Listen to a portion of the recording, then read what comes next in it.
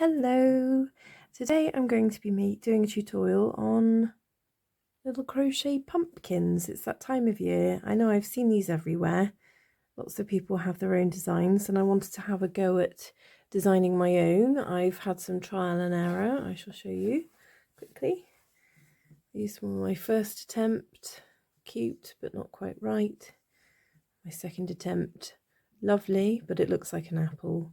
So I decided to go for the traditional pumpkin shape, and I shall show you how I made them. So after experimenting a little bit, I find the best size hook for this project is a 4mm, and I'm using DK yarn. So let's get started. So to start with, I'm going to make a different style of chain for this one. We're going to need a reasonably long end, maybe about 30 centimeters or so, and create your slip knot there. And then we're going to wrap our long end over the hook, hold it with our fingers, and pull our working yarn through. We're going to do this for 13 stitches. 2, 3, 4, 5, 6, 7, 8,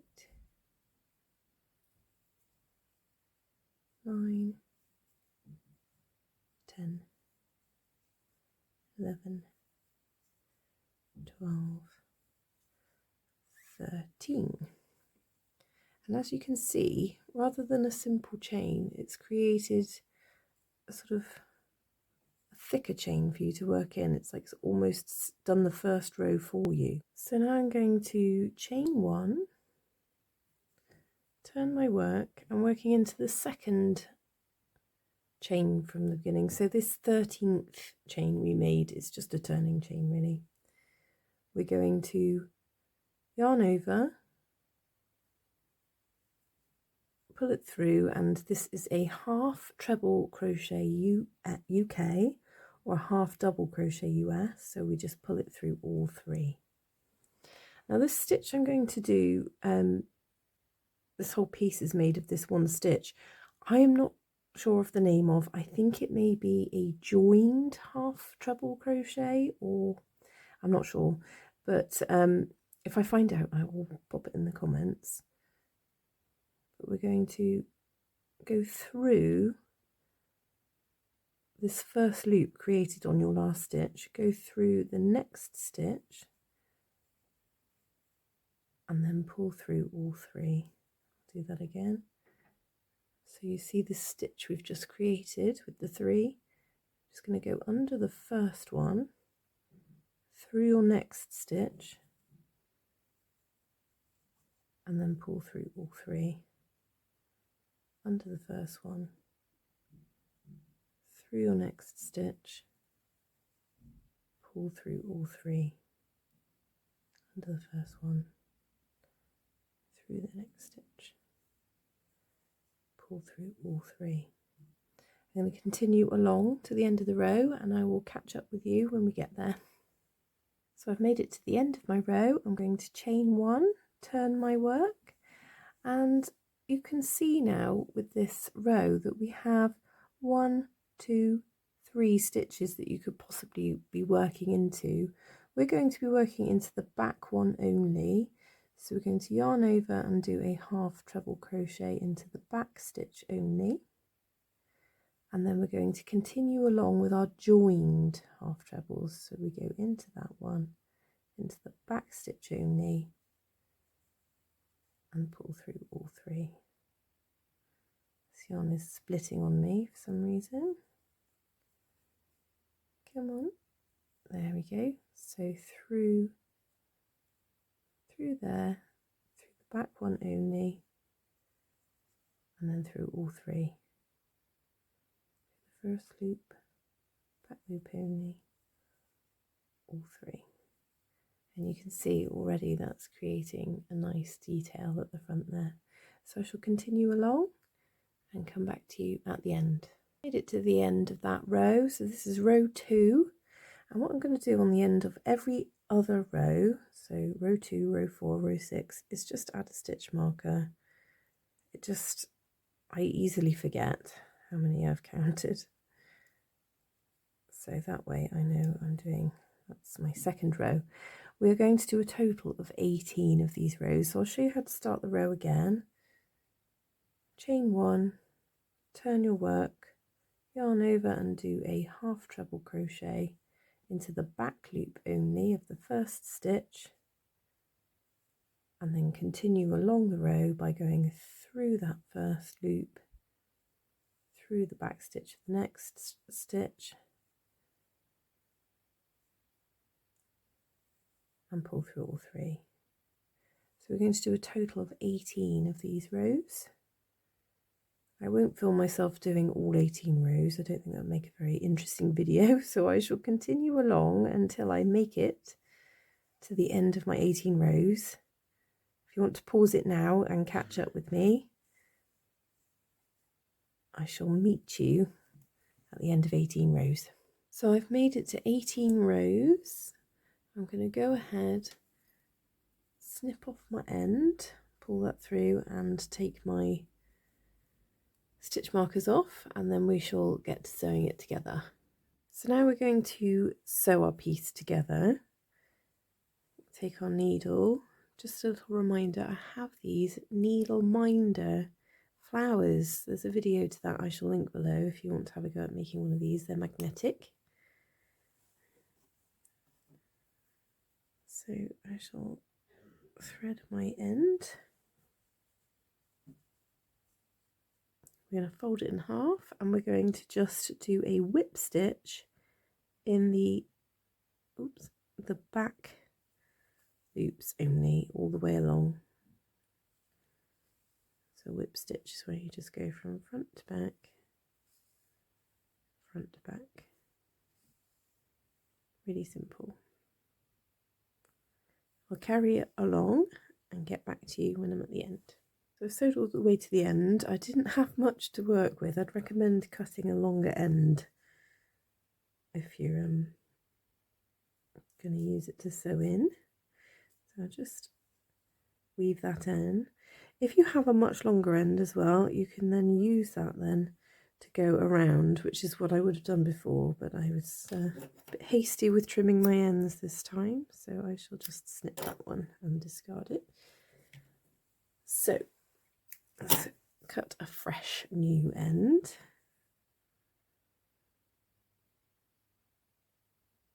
Thread that. And so this is where I've stitched it together. I mean, you can barely tell. So imagining that this is a lovely long end, we're going to weave it in and out all the way around. I like to just go under the raised bumps of your stitching.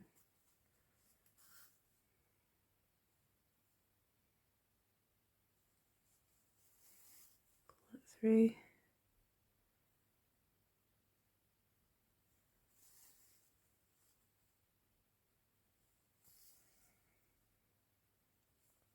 I do love sewing, hand sewing, it's really therapeutic. I know a lot of crocheters don't like sewing, but I really enjoy it.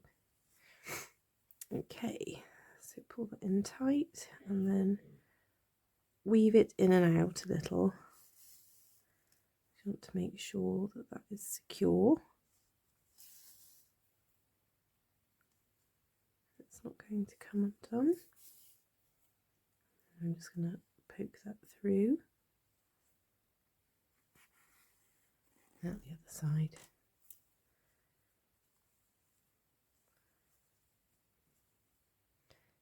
You can use that to stuff inside, and again I didn't leave a long enough end on the other end, so I'm going to need another.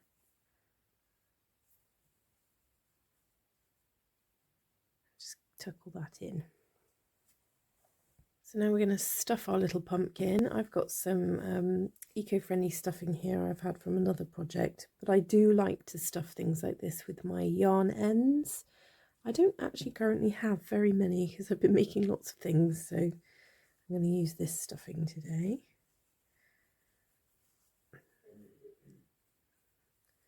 And then you can use your yarn end, like I said before, but I cut mine too short, or you can just add a new end and do the same at the top as you did at the bottom.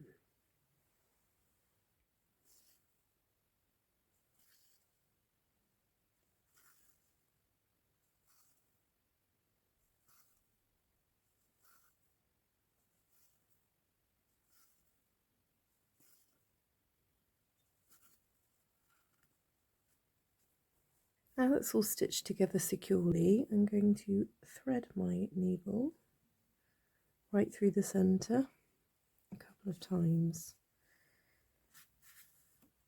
I do this, I like the way it pulls down, it makes it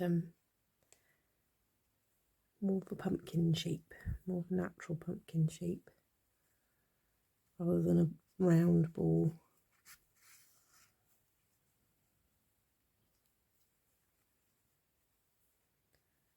And then one last time,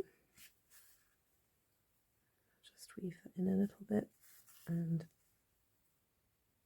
cut off my excess. So now you have a lovely little pumpkin shape with natural ridges in it, so you don't have to do the tying around the edges because it's naturally ridged with that stitch we created. I shall show you how to make the little stem. So the stem is really simple. We're just going to chain 5, 1, 2, 3, 4, 5, and then working in the second chain from the hook, we're going to slip stitch 4 along the chain. 1, 2,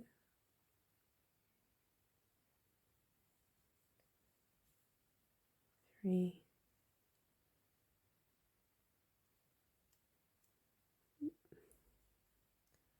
4, and that is literally it for the stem. So what I do is I cut the ends, using the wrong hand for my scissors, yeah, that's not going to work, swap them over, cut the ends so they're still quite long,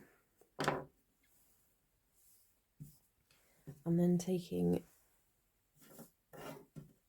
your needle one thread at a time, going through the top, choose which will be your top and your bottom, through the top, try and get it central if you can, like that, and then your next one. This is the simplest way I could think of doing it, and it just looks really good. And then pop that through as well.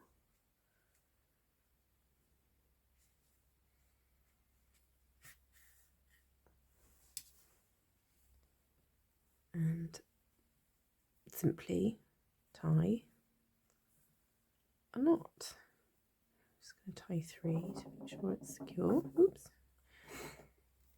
And give that a trim. And there you have it, a really cute little pumpkin. I'm going to make a few of these, I think, and hang them in a garland. You can use all different autumnal colours. This one is made in the same method, but with a larger hook. So if you wanted to make bigger ones, it's exactly the same, but it's made with a 6mm hook. So that's made that larger, and if you wanted them even larger, you could do thicker yarn and larger hooks again. But the other thing about this stitch I've done is that it's not very holy, which I really like. So when you stuff it, you can't see the stuffing inside. So yeah, I think I'm going to hang these up and make some more. What do you think? Let me know in the comments if you've had a go. See you again soon, guys.